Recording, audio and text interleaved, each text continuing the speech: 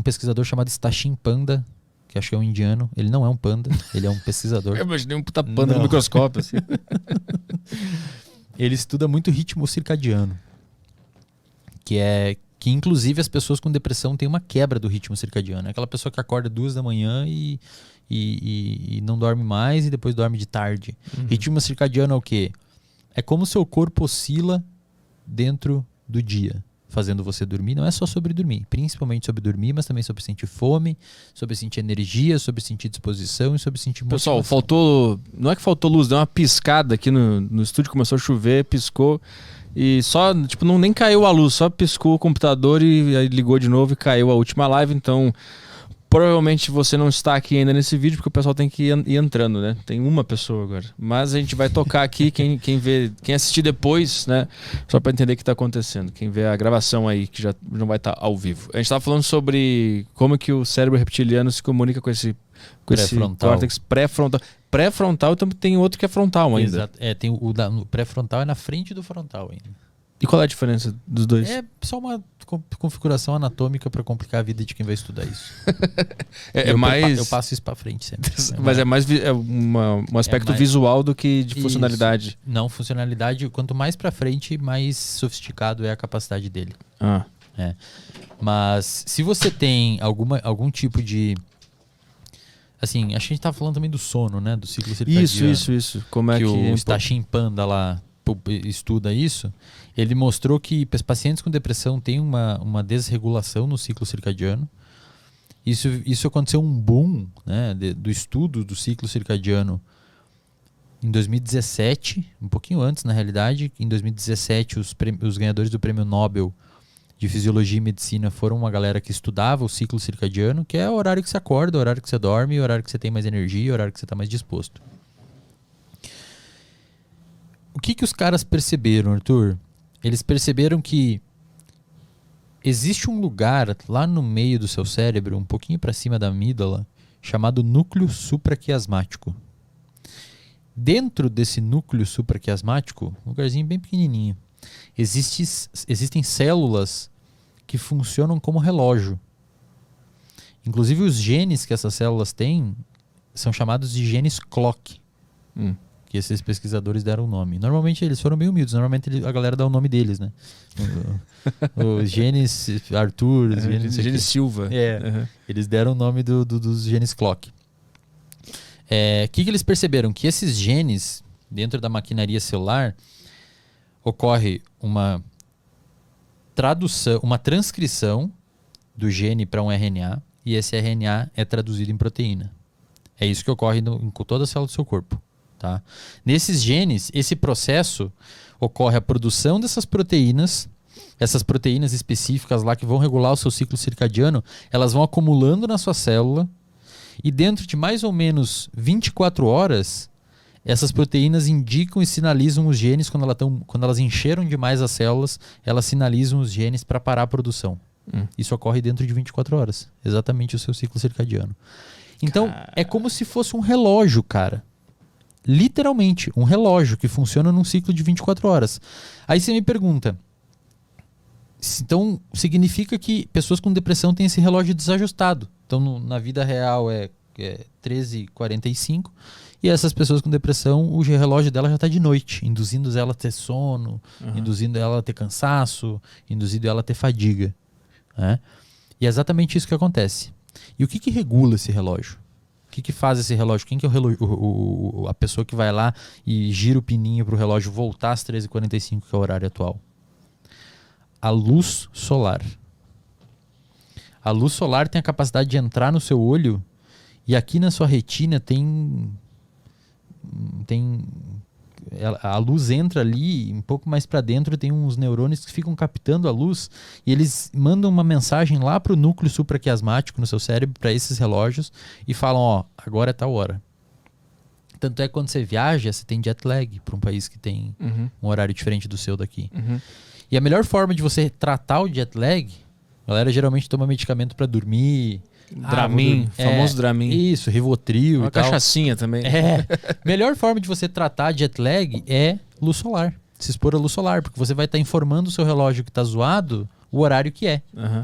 E isso é muito massa, cara. Então, assim, todo mundo que tá assistindo aqui, se tiver algum tipo de problema com dormir, se tiver algum tipo de problema com falta de sono, com acordar de noite, com cansaço no meio do dia e tudo mais, principalmente problema de sono, acorda de manhã e se expõe um pouco à luz solar, pelo menos uns 10 minutinhos, deixa a luz solar entrar no seu olho, que ele vai sintonizar o relógio e dentro de uma semana você vai estar provavelmente dormindo bem melhor. E a luz artificial, essas do celular, da tela, elas fodem tudo, né? Elas são capazes de desregular tudo. É por isso que também à noite é importante que você comece a entrar num estado de desativação desse sistema e meio que mostrar pro seu cérebro que está na hora de dormir. Quando tu fica, um cara tá tipo 3 da manhã jogando um game ali com aquela luz na cara, o que teu cérebro acha que tá acontecendo? Que você tá, sei lá, em perigo. Tanto é que a luz à noite, essa galera, eles mostraram que a luz à noite é capaz de interagir com uma região no seu cérebro chamado abênula. Repete comigo aí. Abênula. Abênula? Isso. Eu gostei. Eu queria que mais convidados fizessem isso. Abênula. A luz entra, ela interage com a abênula e a abênula manda uma mensagem para neurônios dopaminérgicos e manda esses neurônios dopaminérgicos pararem de produzir dopamina, que é uma substância que tem relação com motivação. Não é prazer. A gente pode falar sobre isso depois, é motivação. E, cara, isso causa um efeito depressivo em você. Então, quando você estiver próximo a dormir, deixa na penumbra. Não precisa parar de mexer em celular e virar um caçador-coletor. Mas assim, tenta deixar, não deixa muita luz no seu olho, no ambiente, deixa uma luz mais, uma luminária acesa lá no canto. Tem uns filtros para celular, né, que fica com a luz, tem uns filtros com a luz mais vermelha, né? Que pode ajudar. Barulhos, vai assistir um filme de tiro, de guerra, sei lá, bota um pouquinho mais baixo, tá ligado? Não sei que você queira, porque assim, o seu cérebro, esses estímulos, eles não são negociáveis. Sim. O som, a temperatura, a luz. A sua atenção é... Esses estímulos não. Então se eu falar pra você, Arthur, presta atenção no seu pé tocando o chão.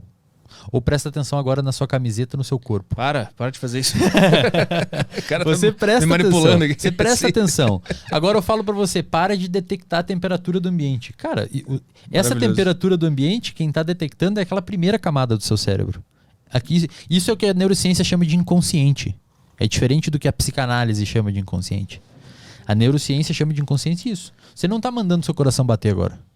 Mas quando tu fala, eu percebo que ele tá batendo, né? E quando tu falou pra eu parar de notar a temperatura, eu notei mais ainda como é que eu tô me sentindo. Exatamente. Então assim, a sua atenção, você consegue direcionar ela pros lugares. A luz, o som, isso o seu cérebro tá interpretando, embora na porque você tem um grande filtro no seu cérebro chamado tálamo. Repete comigo aí. Tálamo. Isso parece o nome de imperador de Roma. Exatamente, isso mesmo. Tálamo. Pô, o cara é o tálamo. Imperador Tálamo. Então, o que acontece com o tálamo? As informações entram no seu cérebro, luz, som, temperatura, a roupa tocando o seu corpo, e todas elas convergem para o tálamo. O tálamo seleciona as mais relevantes, e as mais relevantes o tálamo deixa passar e essas informações vão para o córtex, para a parte de fora do cérebro, que é onde elas vão se tornar conscientes. Então quando eu falo para você, Arthur, presta atenção na sua roupa, tocando o seu corpo. Você basicamente, o seu córtex pré-frontal está informando o seu tálamo para deixar passar a informação da sua roupa tocando o seu corpo. Antes ele estava bloqueando isso. Faz de novo o percurso?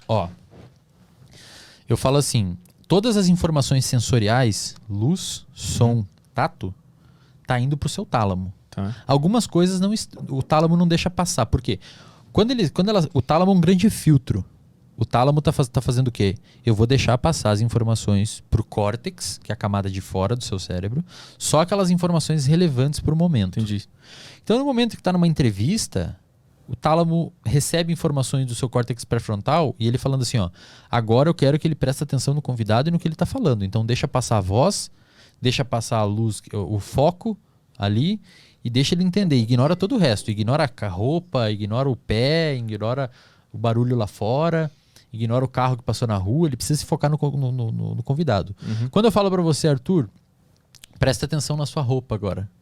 O seu córtex pré-frontal entendeu essa solicitação, enviou uma mensagem para o tálamo, e o tálamo começou a deixar passar os sinais sensoriais da roupa tocando seu corpo para a área sensorial do seu córtex. Porque o córtex permitiu. Solicitou também, Exatamente. de alguma forma, né? Porque a tua informação fez o meu córtex solicitar que o meu tálamo deixe passar essa informação. Exatamente. Caralho, é muito louco isso. É muito louco, cara. E, por exemplo, se você pegar pacientes que têm transtorno de déficit de atenção, é muito comum a galera achar que eles não têm atenção. Eles têm, na verdade, demais. É que esse é o problema. Eles têm muita atenção. O tálamo dele deixa passar muita coisa. Então o cara tá prestando atenção aqui, estudando, e passa um carro na rua, abre o portão lá, ele escuta. Uma pessoa que não tem TDAH deixa aquilo dali, o tálamo não traz aquilo para consciência. Você não direciona a sua atenção para lá.